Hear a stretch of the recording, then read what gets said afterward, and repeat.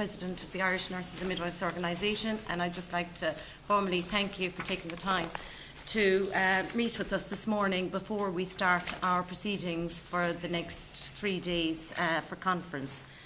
You know the top table, I'd say, by now, so I'm just going to hand over to Liam just to go through, I suppose, some of the few things that will come up over the next few days. Thanks a million.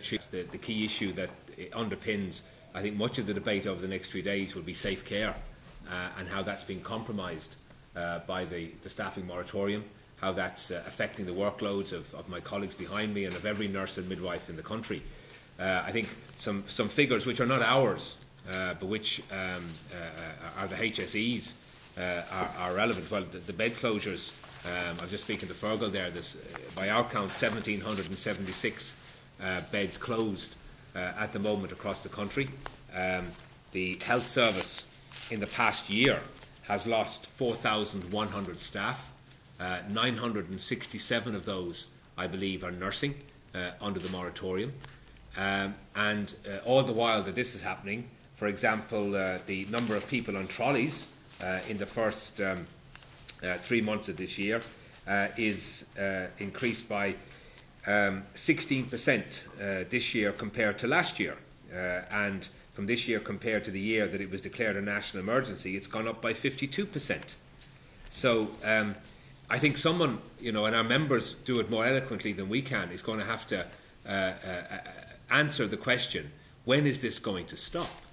When are we going to amend the embargo so that frontline posts are protected? We cannot continue to lose 1,000 nurses a year. We cannot continue to close beds, and we cannot continue to suffer the level of A&E overcrowding.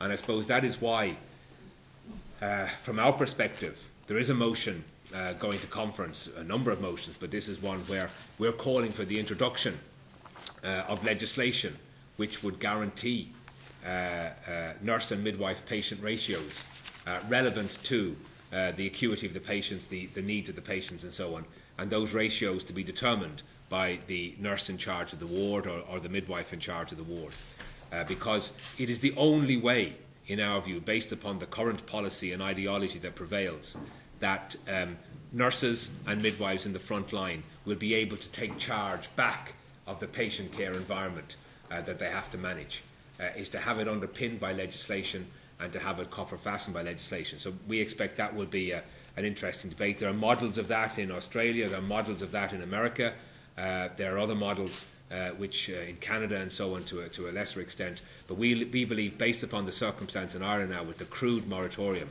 that in the absence of that being amended, then legislation has got to be introduced to ensure that we have a floor of minimum services in context to the ceiling. The other issue that I think will be debated, I think, very, very vociferously at this conference will be the whole question of placement for our new graduates. We have 1,600 more graduates coming out next September.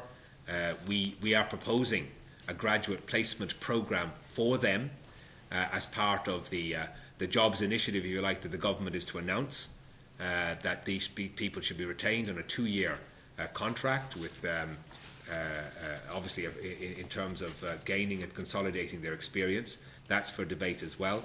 And we think that's vital based upon we have one asset in Ireland, which is that we educate enough nurses to meet our needs. We have to retain them because of the worldwide shortage of nurses.